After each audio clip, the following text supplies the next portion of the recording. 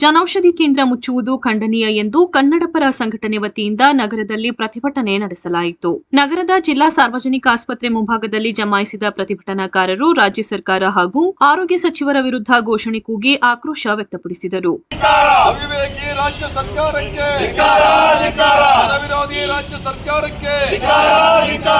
ಪ್ರತಿಭಟನೆಯನ್ನುದ್ದೇಶಿಸಿ ಕರ್ನಾಟಕ ಸೇನಾಪಡೆ ಅಧ್ಯಕ್ಷ ಚಾರಾಮ್ ಶ್ರೀನಿವಾಸ್ ಗೌಡ ಮಾತನಾಡಿದರು.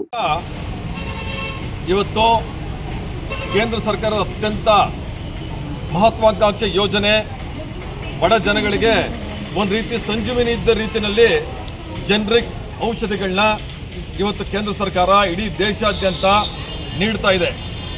ಇದರಿಂದ ಅತ್ಯಂತ ಕಡಿಮೆ ದರದಲ್ಲಿ ರೋಗಿಗಳಿಗೆ ಬಹಳಷ್ಟು ಸಹಾಯ ಆಗಿ ಲಕ್ಷಾಂತರ ಜನ ಇದರ ಉಪಯೋಗವನ್ನು ಪಡಿತಾ ಇದ್ದಾರೆ. ಇದನ್ನು ರಾಜ್ಯ ಸರ್ಕಾರ ಯಾವುದೋ ಒಂದು ರಾಜಕೀಯಕ್ಕೋಸ್ಕರ ಈ ಜನರಿಕ್ ಔಷಧಾಲಯಗಳನ್ನ ಮುಚ್ಚೋದಕ್ಕೆ ಹೊರಟಿರ್ತಕ್ಕಂಥದ್ದು ಅತ್ಯಂತ ಖಂಡನೀಯವಾದದ್ದು.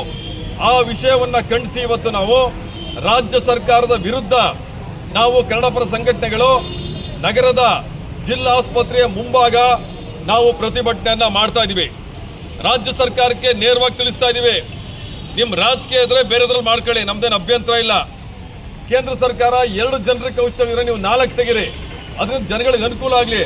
ಅದು ಬಿಟ್ಬಿಟ್ಟು ಕೇಂದ್ರ ಸರ್ಕಾರ ತೆಗೆದಿದ್ದಾರೆ ಅಂತೇಳಿ ಯಾವುದೋ ಹೊಟ್ಟೆ ಕಿಚ್ಚಗೋಸ್ಕರ ಈ ರೀತಿ ತೀರ್ಮಾನಕ್ಕೆ ಬಂದಿರತಕ್ಕಂಥದ್ದು ರಾಜ್ಯ ಸರ್ಕಾರ ಅತ್ಯಂತ ಖಂಡನೀಯವಾದದ್ದು. ಆರೋಗ್ಯ ಸಚಿವರೇ, ನಿಮಗೆ ನಿಜವಾಗ್ಲೂ ಜನಗಳ ಬಗ್ಗೆ, ರೋಗಿಗಳ ಬಗ್ಗೆ ಕನಿಷ್ಠ ಗೌರವ ಇದ್ರೆ, ಪ್ರಾಮಾಣಿಕತೆ ಇದ್ರೆ ಈ ವಿಷಯವನ್ನು ತಕ್ಷಣ ನೀವು ಬಿಡಬೇಕು.